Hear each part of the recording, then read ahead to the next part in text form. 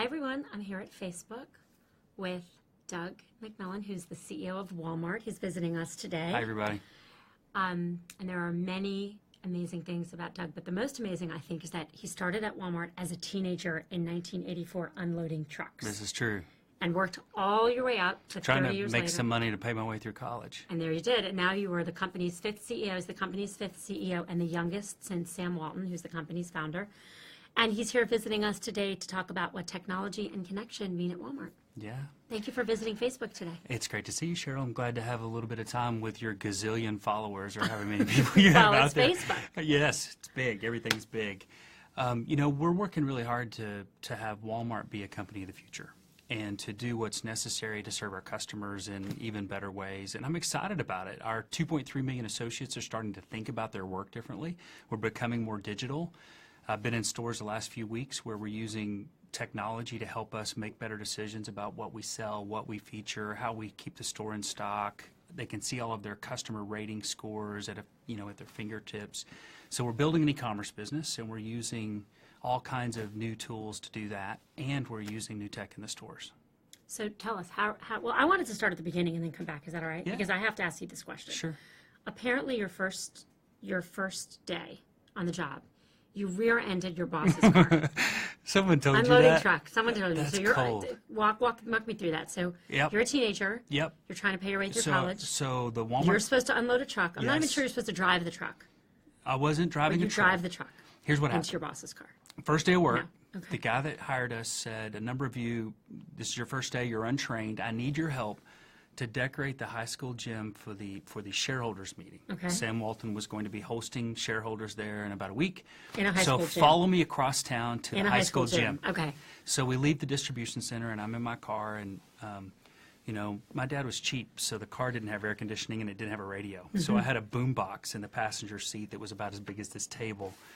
And my boss was in front of me, stopped at a stop sign. I thought he had pulled through because his brake lights went off. I was playing with the boom box to flip to another Bryan Adams song probably. I hit the gas. He hadn't left. I rear-ended him. And then what happened? You didn't get fired. He got out of apparently. his car, and he walked back, and he looked at his bumper and mine, and then he walked over to my car. I was afraid to get out. I rolled the window down, and he looked at me and said, "McMillon, you're not very smart, are you?" And I said, "No, sir, I'm not." But he didn't fire me, thank God. Did you have to pay for the damages? It wasn't that bad. Okay. No, I didn't. But I was didn't. embarrassed. Yeah. Well, at least you kind of owned it right away. Okay. So let's go back to where you Started started. from the bottom. Which is technology. So you're using technology to connect your workforce. You have this huge workforce, We over do. 2 million people. How are you using technology, and what's the benefit of that to your workforce and serving your customers? Sure. You know, when a lot of people think of Walmart, they only think of what they see in a store or what we might have done 10 years ago. But the truth is, Walmart in many ways is a tech company, a logistics company, in addition to being a people company. And we're using artificial intelligence and machine learning. We're playing around with everything from self-driving vehicles to drones to all that's kind of Because happening maybe they behind the won't scenes. rear-end their bosses. Yeah, they're smarter They're than I am. smarter. Yes, No, I didn't say that. That's the end of the story. You said that? What we'd like to do is to take all of the work that our people don't need to be doing off of their shoulders so they can serve customers and be inventing the future instead of some of the things that we can now automate. So we're seeing, tablets in the store being used in ways that are supported by artificial intelligence and machine learning and new processes and tools to take some of the things that they did to make sure that a side counter was in stock or that freight was moving through the store well. Do that much more effectively using today's technology. And our folks are starting to think about making all of their work more digital, and it's happening across merchandising, store operations, and in our e-commerce business. And it's going to help us be more effective, save a lot of money, and result in the customer being able to save more time and have less friction in their shopping experience. So what's so far been the biggest benefit you've seen of technology, and what's so far the biggest hole? Or the biggest opportunity, unfulfilled opportunity, where technology's not answering any question? Yeah, the biggest benefit is that it takes some of that old work off their shoulders. So I was in a store in Oklahoma City week before last, and one of our associates took me to her section of the store, which was the grocery area. And she said, "Let me show you, Doug, today I'm supposed to do section work on these 5 categories. Let's go do this one first." We walk up in front of the section. She scans one area so that the system knows where she is. And it very quickly walks her through what does the modular need to look like? Where are the shelf labels? Am I in stock? In a way that years ago we couldn't have imagined. You know, it's just much simpler and more effective in terms of what we're doing. The biggest issue we have is legacy systems. That's the biggest challenge. We built all these new things, but because the company has been around for 50 years, we have legacy systems. Getting the two married up and discontinuing legacy systems is one of our biggest challenges. So the biggest trend we see, of course, is the global shift to mobile. U.S. smartphone users are checking their phones an average of 150 times a day. Wow. 79% of people have their phone with them all but 2 hours a day. How is this affecting Walmart? How many times do you does check mobile- yours? You're over the 150? Or? Well, you caught me walking in the hall I did. on my phone, and you said, Hey, lady. "Hey, lady, Get your stop, head up." Get your head up." Yeah, you're right. I could walk right into someone. It wasn't So on the more than stairs. 150. I don't know. I haven't checked, but probably too much, I'm sure. Yeah. So how is mobile, that shift to mobile, part of this shift to technology Walmart's going through, or maybe not yet? Yeah, well, so Both for your associates and for your customers. Yeah, no, it's a huge trend and has been for some time. Customers and associates. You know, our customers are making many of their purchase decisions with their mobile device before they get to a store. Research is done. They're using it in the store to check information. I had a customer stop me the other day that had placed a pickup order using their phone, and they pulled out their phone, no paper or anything else. They said, "I'm here to get this item." I mean, it's just so simple today to use mobile. I don't know, everything that's coming next, but beyond mobile, voice and VR and AR, all of these things are going to end up happening in a way that really is seamless for the customer. They're not going to think about how they shop. There'll be times you're using technology to do it. There are other times you may want to come in the store and pick something up. It'll all blur, and I think that blurring is already happening. It's exciting. It is exciting. very I cool. recently was with a smaller retailer, and they were showing me how they use AR to help people buy home furnishings. That you can take an empty room, Yep. and using AR, you could place the furniture you're going to buy and Yes. see what it feels like. Yes. And I'm completely spatially challenged, so when I look at an empty space, I have no idea where the couch goes. And so for me, it was just a really cool application, so you could see how people would think about how things place in their home, think about how things look in their home.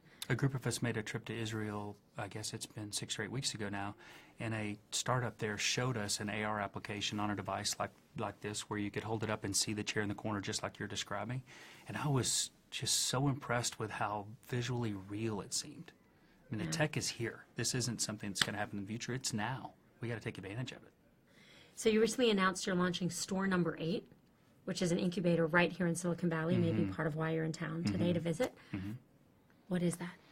Well, when you're part of a company that's 2.3 million people and 50-plus years old, you have bureaucracy and things that creep into the business over time. I'm sure you don't have any of those issues, but it happens when you get older like we are. And so one of the tools that you can use is to create a startup to provide freedom. So we have these dreams of what we want shopping to look like and what we want the company to become.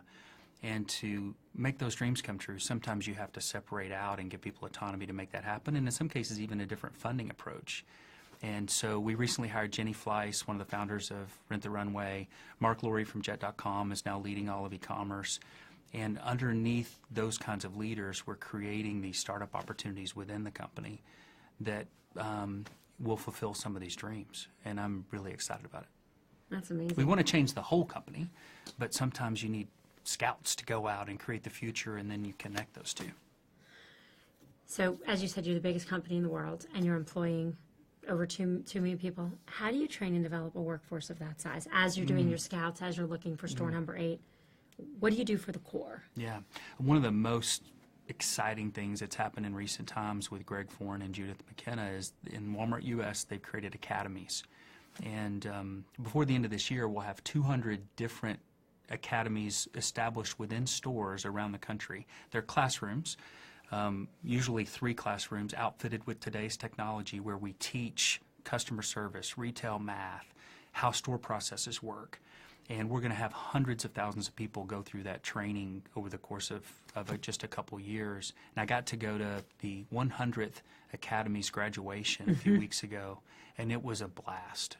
I don't know how many graduates we had for sure, but 50, 60 people who had gone through, in some cases, their first graduation experience. Cap and gown, the mayor comes, we have a big recognition ceremony, and people are graduating with retail certificates that they picked up through the Walmart Academy process.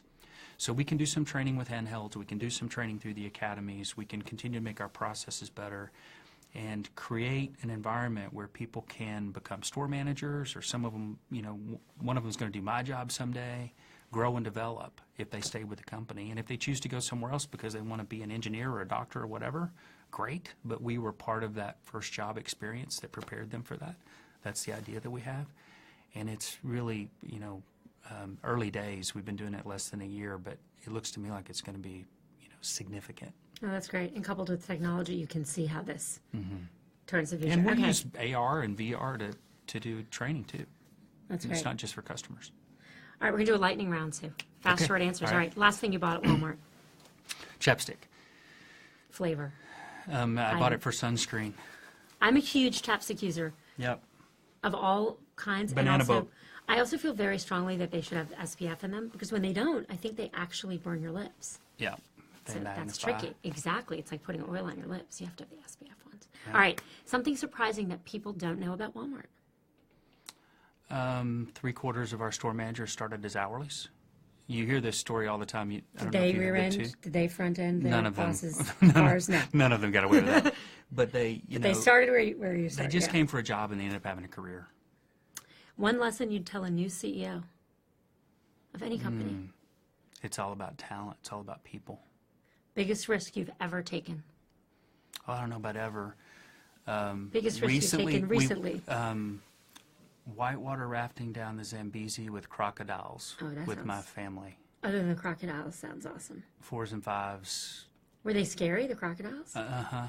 Were they like in the water? You could see them. They're crocodiles that have come Don't over they the like falls. eat people? Yes, but Yeah. they kept telling us, "Don't worry, they're only baby crocodiles around here." But don't babies grow up to be adults? Yeah, it seems like they're That still seemed bigger. really risky. Yeah, it sounds terrible. I knocked my wife in. That was One thing you wish you knew earlier in your career. how much the internet was going to change the world. I've been talking a lot recently about resilience, and one of the ways we find resilience is gratitude. So, last thing, 3 things you're grateful for. Faith, family, Walmart, and opportunity. Nice. Yeah. Thank you for being with us. Thank you. Thank you for being an inspiration to so many of us. You're a big inspiration to me. Well, thank you. That's so kind, and we're so happy to have you visiting Facebook today. Thanks for having me.